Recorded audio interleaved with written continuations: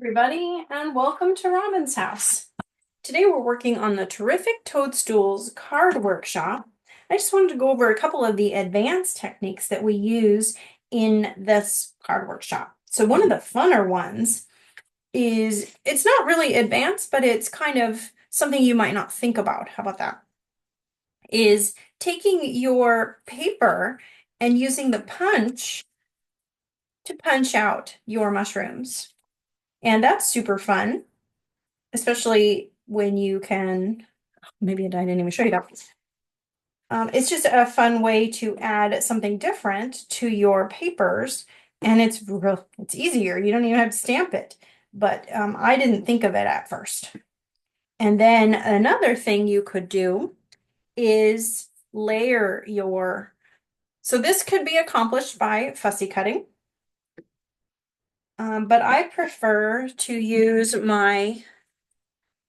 take your pick tool with my X-Acto knife blade. So it would be easiest, I suppose, if I wanted to create this mushroom, to just take my scissors and cut the circle out and put the circle on top. But in my mind, that isn't how a mushroom works. The brown pieces are kind of up and inside.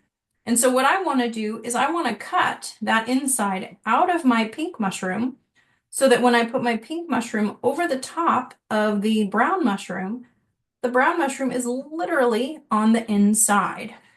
So you can decide how literal you want to take your stamped images, but I just want to say you just need a cutting mat and your X-Acto blade with take your pick tool. And you don't have to push that hard. I always push harder than I need to, and it makes it a little more difficult to drive. But I know that if I go just a little bit lighter, I can just skim right along and it goes just fine. So when I'm doing delicate cuts, I just prefer to use my X-Acto knife instead of trying to piece it out of there with my scissors. So there we go. We have a nice mushroom with the hole underneath. When we add the other mushroom inside, there we go. We now have the brown on the inside of the mushroom, and that's not any better, but that is a fun way to add correct dimension to your projects. So thank you so much for watching. Happy crafting.